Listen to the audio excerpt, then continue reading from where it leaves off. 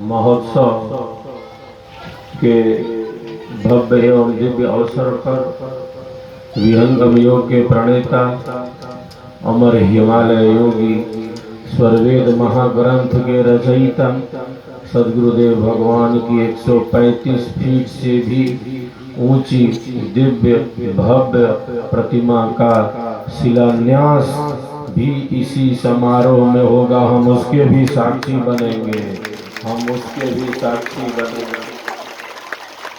गुलाबी लाल पत्थरों से यह स्वरवेद महामंदिर सजता जा रहा है, समरता जा रहा है।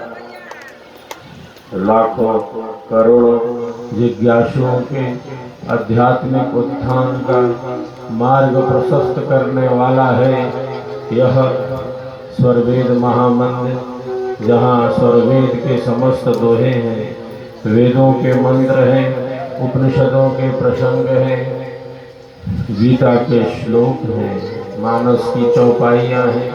संपूर्ण भारतीयता को समेटे हुए यह स्वरवेद महामंदिर तो लाखों लाख जीवों के कल्याण के लिए ही निर्माणाधीन है, पूर्णता की तरफ आगे बढ़ता जा रहा है।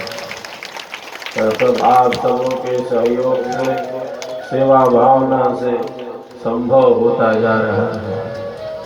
यह जो महायज्ञ हमारे समीप है, 25,000 कुंडीय महायज्ञ, हम सब मिलकर इस महायज्ञ को भव्य से भव्य एवं केवल भव्य से भव्य ही नहीं, हम सब मिलकर दिव्य से दिव्य मनाने वाले हैं इस महायज्ञ को। ऐसा दुर्लभतम अवसर हमारे समक्ष बड़े सौभाग्य से, बड़ भाग्य से, श्रेष्ठ सौभाग्य से, हमारे कल्याण के लिए ही यह शताब्दी समारंभ महोत्सव हमारे कल्याण के लिए ही अब हमारे समक्ष आ गया है, अब हमारे समक्ष आ गया है। सेवा, सत्संग और साधना ही तो हमारा आधार है। हम इसे आध्यात्मिक जीवन कहें या भारतीय जीवन कहें, जहाँ सेवा की समरसता है, जहाँ सत्संग है और जहाँ साधना का अभ्यास है। सेवा, सद्गुरु, हरि भजन और सत्संग विचार, यह संयम नित कीजिए, तीन सार संसार। इस असार संसार में जिसमें दुख ही अधिक है, अल्प सुख है, सुख में भी दुख मिला हुआ है, संसार के विषय ही दुख रूप है। हमारे ऋषियों ने कहा, एक संसार के सुख में एक नहीं 4 प्रकार के दुख मिले हुए हैं।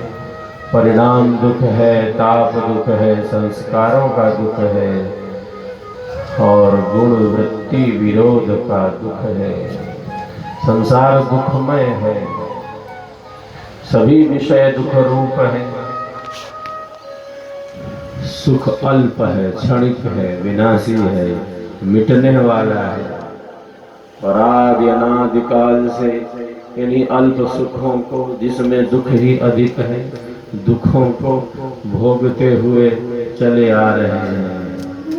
अनंत अनंत जन्म और जीवनों से नाना प्रकार के कर्मों को करता हुआ, भिन्न भिन्न शरीरों को प्राप्त करता हुआ आत्मा संसार सागर में है। जैसे मानो नदी में लकड़ी का टुकड़ा बहता जा रहा है। अनंत अनंत जन्म और जीवनों से नाना प्रकार के कर्मों को करते हुए इस संसार सागर में बहे जा रहे हैं। मैं, तू, यह, वह, ये सुख जो अल्प है, जिसमें दुख अधिक है, ये संसार के भोग, ये संसार के पदार्थ, ये संबंध, जो आत्म कल्याण का इच्छुक है वह यह विचार करता है, कौन हूँ मैं शरीर तक सीमित तो नहीं, मैं इंद्रियों तक सीमित तो नहीं। केवल शरीर का ध्यान रखने के लिए ये शरीर नहीं मिला है। कौन हूँ मैं, इसका ज्ञान प्राप्त करने के लिए मिला है। और हमारे भीतर आत्मा के अंदर अंतरात्मा रूप से वह परम सत्ता क्या है, परमानंद क्या है, इसके अनुभव के लिए ये शरीर मिला है, ये जीवन मिला है।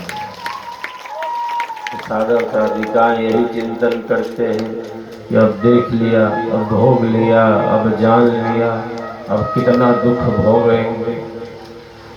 अब देख लिया, भोग लिया, अब जान लिया, अब समझ लिया।